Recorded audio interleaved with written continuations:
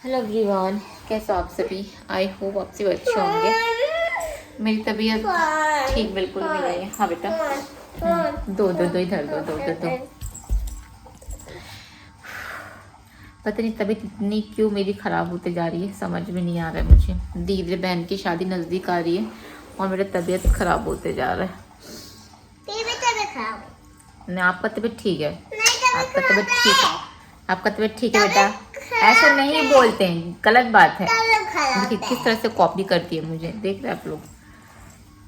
पापा का आज एमआरआई हुआ है। पापा का आज एमआरआई हुआ है हॉस्पिटल में। तो एमआरआई हुआ है और एक क्या तो चेक बोलते हैं उसको, एनसीडी ऐसा कुछ चेक, वो दोनों हुआ है। तो पापा का पैर, मैं यहाँ पे आप लोग को लगा दूंगी वीडियो। पापा का पैर सूजा हुआ है, पिछले 10-15 दिन से पापा का पैर से सूजा हुआ है। तो पूरा अभी डॉक्टर ने बोला कि आपको एमआरआई करना पड़ेगा। तो एमआरआई करने से पता चला कि पापा का पैर का नस दब गया है, जिस कारण से पापा को ना अपने एक पैर में सेंस नहीं है। जैसे पापा ने चप्पल पहना कि नहीं पहना, या फिर पैर में हम कोई सुई चुभ हो रहे हैं, या फिर जैसे भी क्या हुआ था, पापा भी चप्पल खोले, दोनों पैर का पापा ने चप्पल खोला, लेकिन जब जब घर के अंदर पापा आए तो पापा के एक पैर में चप्पल लगा हुआ था। तो हम लोग बोले आप चप्पल नहीं खोले, तो बोलते मेरे को पता नहीं चला कि चप्पल खोला हो कि पहना हो। मतलब उनको उस पैर में सेंस ही नहीं कि चप्पल खोल रही कि पहन रहे, उनको पता नहीं चल रहा है। तो चप्पल लेके घर के अंदर घुस गए। तो अब डॉक्टर के पास तो हो चुका है, एमआरआई वगैरह सब चीज़ें हो चुका है, रिपोर्ट भी आ चुकी है। तो कल जाएंगे डॉक्टर दिखाने, देखते डॉक्टर क्या बोलते हैं। और हैदराबाद तो जाना पड़ेगा, लेकिन अभी तो इस दौरान नहीं जा सकते हैदराबाद, क्योंकि आप लोग को पता होगा बहन के भी शादी वगैरह है। तो सडनली हैदराबाद जाने से पता चला, डॉक्टर बोल दिए कि अभी 10-15 दिन आपको शायद यहाँ रहना पड़े, अपना कुछ चेकअप वगैरह करवाना पड़े। और हमारे पास टाइम ही कितना बताओ बहन की शादी को। इसलिए बहन की शादी के बाद फिर पापा मम्मी दोनों फिर हैदराबाद जाएंगे, क्योंकि डॉक्टर ने बुलाया हुआ है। और पापा की जो मेडिसिन है जो चल रही है, वो जो सबसे ज़्यादा हाई डोज वाला मेडिसिन है वो बंद करना पड़ेगा, क्योंकि उसका असर ही हो रहा है कि पापा का पैर का नस दब गया और आँखों में नस की प्रॉब्लम हुई है, जिस कारण से पापा को दिखता नहीं है कुछ। मतलब जैसे पापा को मतलब व्हाट्सएप पे कुछ फ़ोटो भेजते, देख नहीं पाते, पढ़ नहीं पाते, उनको दिखता नहीं है कोई भी चीज़ें, दूर की चीज़ें पास की चीज़ें नहीं हो पाता उनसे। मत गिरो। मैं जाऊँगी कल डॉक्टर दिखाने, जनरल फिजिशियन को दिखाऊंगी। तबीयत मेरी बिल्कुल सही नहीं है, आप लोगों को मेरा फेस देख के लग रहा होगा, सच में तबीयत सही नहीं है। मैं बता रही हूँ कि मुझे क्या क्या सिम्टम है।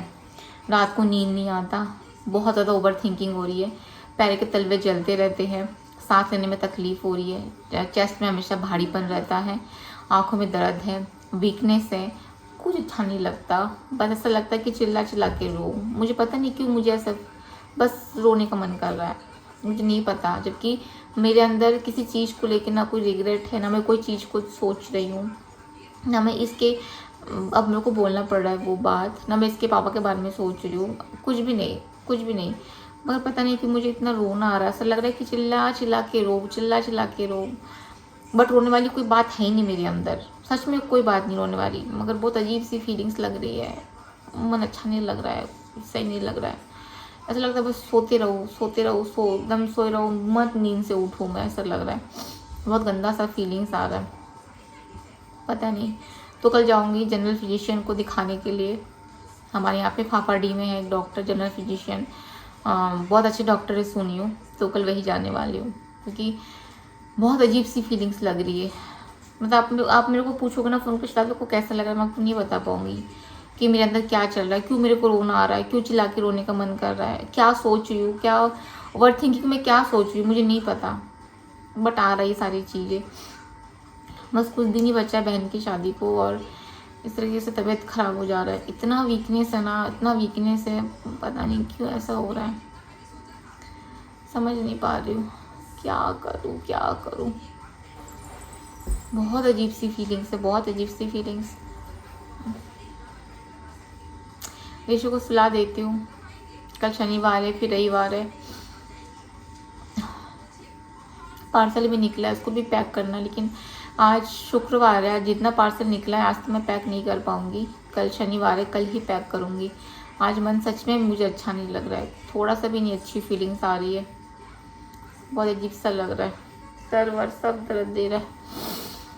आप लोग बताओ मैं क्या करूँ। देखो हनुमान बाबा का मैं पाठ करती हूँ, उनका नाम लेती हूँ, जो भी चीज़ें होती मैं उनसे शेयर करती हूँ, लेकिन ऐसा क्यों हो रहा है मुझे कुछ समझ में नहीं आ रहा है। हाँ अभी डॉक्टर के पास जाऊँगी तो अस्थमा का चेकअप वगैरह करवाऊँगी, क्योंकि पता नहीं क्या है, किस टाइप से कितना पहुँचा पता नहीं।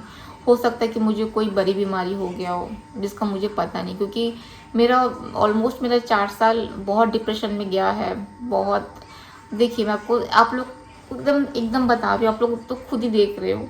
4 साल मेरा पूरा टेंशन में गया, खाने का ठिकाना नहीं, खाना पीना का ठिकाना नहीं, ऐसा भी दिन गया कि नहाई भी नहीं हूँ, काम बहुत ज़्यादा हो गया है। देखिए इंसान का शरीर जब तक है ना, शरीर सही सलामत है तो इंसान का सब चीज़ है, उसका घर है, उसका परिवार है, उसकी शौक है, उसके शौक है ना। फिर उसका अगर किसी का शौक है कपड़े पहनना, किसी का शौक है घूमना, किसी का शौक है शॉपिंग, किसी का शौक है खाना। अगर इंसान सुस्त है, सही सलामत है, इंसान जिंदा तभी तो कर पाएगा। मुझे ऐसा लग रहा है कि मैंने अपने 4 साल खाने पीने में ध्यान नहीं दिया, रात भर सोई नहीं हूँ, ओवर टेंशन, ओवर थिंकिंग और काम का प्रेशर बहुत ज़्यादा था। तो मुझे लगता है इसके चलते शायद मेरे अंदर कोई बड़ी बीमारी हो गई होगी। तो कल जाऊँगी मैं डॉक्टर के पास, तो कल मैं अपना फुल बॉडी चेकअप करवाऊँगी और पूरा ब्लड चेकअप करवाऊँगी, जितना भी चीज़ें हैं, जितना भी ब्लड से जो चीज़ें चेक होती है वो सारा करवाऊँगी। कम से कम मुझे पता तो चले कि मुझे हुआ क्या है। और अगर ये लगता है कि मुझे किसी से कंसल्ट करने की ज़रूरत है, जो डॉक्टर कंसल्ट करते हैं, जो बातों के ज़रिए आपकी बीमारी को पकड़ते हैं, तो अगर ऐसा लगता है तो फिर वो डॉक्टर को भी मैं दिखा दूँगी। कम से कम कुछ तो रिलीफ मुझे मिले, ज़रूरी है। इसलिए हमेशा मैं आप लोग को ये कहती हूँ कि अपने सेहत का ध्यान रखिए। मेरे जैसे जी लोग फेस कर रहे लाइफ में, मेरे जैसे ऐसे काफ़ी लोग होंगे जो मेरी तरह मेरे से फेस कर रहे हैं, तो वो मेरी हालत को समझ सकते हैं। अगर मैं अकेली होती ना, आप लोगों से बताऊँ, मैं उतना नहीं सोचती, चलो मैं अकेली हूँ, अगर एक सूखी रोटी भी खा ली, कैसे भी कर ली तो चल जाएगा। लेकिन एक पेट में लेके थी रीशु 8 महीने की, फिर वो पैदा हुई, तब से अब तक वो 4 साल की, अभी 4 साल ही लगा है उसका, तो 4 साल मान लीजिए, 4 साल तक हर चीज़ अकेले मैनेज करना, माँ का भूमिका निभाना, बाप का भूमिका निभाना, घर की जिम्मेवारी उठाना, बच्चे के उठाना, खुद के उठाना, हर चीज़ मैनेज करते करते यहाँ तक पहुँची हूँ। सब चीज़ तो पा ली, लेकिन शरीर से हार गई मैं। सच में मैं शरीर से हार चुकी हूँ, अपना हेल्थ खो चुकी हूँ मैं। वेल्थ बनाने के चक्कर में मैंने अपना हेल्थ खो दिया है। और आज अगर मैं आलसी की तरह बैठी रहती, मैं अगर अपना नहीं सोचती, करियर के बारे में, फ्यूचर के बारे में नहीं सोचती, अगर आलसी की तरह मैं बैठी रहती, तो शायद आज मैं यहाँ नहीं होती। शायद मेरा तबीयत भी सही रहता, खाती पीती फूली फूली मोटी मोटी सी रहती, मैं बीमार भी नहीं पड़ती। लेकिन मैंने अपना फोकस किया करियर में, काम पे ध्यान दिया, और इसलिए अब मेरा हालत आज ऐसा है, हेल्थ एकदम ख़राब हो गया। क्योंकि आप लोगों को शायद पता ही होगा, पहले मैं रात भर जग जग के पार्सल पैक करती थी, अभी तो ऐसा नहीं करती हूँ। अभी रात भर नहीं जगती मैं। पहले मेरे को उतना आइडिया नहीं था, नया नया बिजनेस था, तो मुझे उतना आइडिया नहीं था कि कैसे मैनेज करना है। तो सुबह के 5-6 बजे तक जग जग के पार्सल पैक करते थे हम लोग, बेवकूफ़ की तरह। पार्सल पैक करना कल निकलेगा, बट अब ऐसे नहीं करते हैं। अब 12-1-2 बजे तक करते, फिर सो जाते हैं, फिर नेक्स्ट डे मॉर्निंग में करते हैं। तो यही चीज़ें हैं, बाकी उसका असर अब दिख रहा है बॉडी में। और ये साल जैसे मेरा सिंह राशि है, तो मेरे पे शनि की ढैया आ रही है, वो 2.5 साल वाली ढैया आ रही है, तो वो नुकसान करेगा मेरे हेल्थ पे। और इस साल मेरा हेल्थ सच में ख़राब रहेगा, और वो स्टार्टिंग से दिख रहा है, जनवरी से दिख रहा है। चलिए भी मैं रेस्ट करती हूँ, ज़्यादा लंबा ब्लॉग नहीं है। और पापा का जो नस दबा है वो डॉक्टर ने बोला है दवाई से ठीक हो जाएगा। और मुझे लगता है थोड़ा सा एक्सरसाइज की भी ज़रूरत है, फिजियोथेरेपिस्ट को जो एक्सरसाइज की ज़रूरत है वो हो जाएगा तो भी ठीक हो जाएंगे उनका। और मैं कल डॉक्टर दिखा के आती हूँ, फिर आप लोग को बोलूँगी क्या है क्या नहीं। आप लोग मेरा फेस से देख सकते हैं, मतलब मैं एक्चुअली मैं क्या फील कर रही हूँ मैं बता नहीं पा रही हूँ। बस ऐसा लग रहा है कि चिल्ला चिल्ला के रो, इतना चिल्ला के रो जितना जोर से मैं चिल्ला सकती हूँ। पता नहीं क्यों मुझे ऐसा लग रहा है, मुझे नहीं पता, बट मुझे सच में बहुत रोना आता है। मैं कैमरे के सामने नहीं रोना चाहती, नहीं तो काफ़ी लोग बोलते हैं सिंपैथी लेती है, रोती है, रो रो के सिंपैथी ले रही है, इसको बस रोना ही आता है, यही सब बोलेंगे। और ये सब चीज़ मेरे को पसंद नहीं सुनना। रोने का मन करेगा चिल्ला चिल्ला के बाथरूम में चले जाऊँगी, नल चालू करके चिल्ला चिल्ला के रो के आ जाऊँगी यहाँ पे। मैं कैमरे के सामने नहीं रोना। नहीं तो पता है क्या होता है, कुछ रिलेटिव्स हैं उनको मज़े आते हैं, कुछ रिलेटिव्स हैं उनको ही मज़े आते हैं, और इसके पापा को आता होगा, अदरवाइज और किसी को तो कोई मज़ा नहीं आता। सबसे ज़्यादा मज़ा रिलेटिव्स को आ रहा होगा। अच्छा टेंशन में डिप्रेशन में चली गई ऐसा वैसा क्योंकि मैंने उन लोग का पोल पट्टी खोला है ना, सारा चीज़ें मैंने उनके बारे में बोला है, सब चीज़ें यहाँ पे, तो उनको मज़ा ही आता होगा।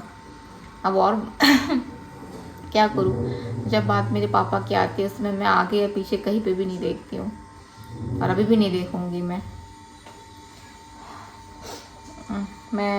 एक चीज़ आप लोग से शेयर करना चाहती हूँ। मुझसे किसी ने पूछा था लाइव सेशन में कि आपकी बहन को जो एक्ने हुआ था तो वो ठीक किससे हुआ। तो ये वो क्रीम है, पता नहीं क्या क्रीम है, क्या नाम है इसका, एक्ने सोल एनसी जेल, ये है। तो ये लगा कि मेरी बहन का एक्ने पूरा ख़त्म हुआ, दाग धब्बा सारा ख़त्म हो गया था। तो मुझे मैसेज भी किए थे काफ़ी लोग, मैं बोले मैं फिर दिखा देती हूँ। ना पिंपल है ना पिंपल के दाग, कोई बोलेगा नहीं उसके फेस पे पिंपल भी हुआ करता था।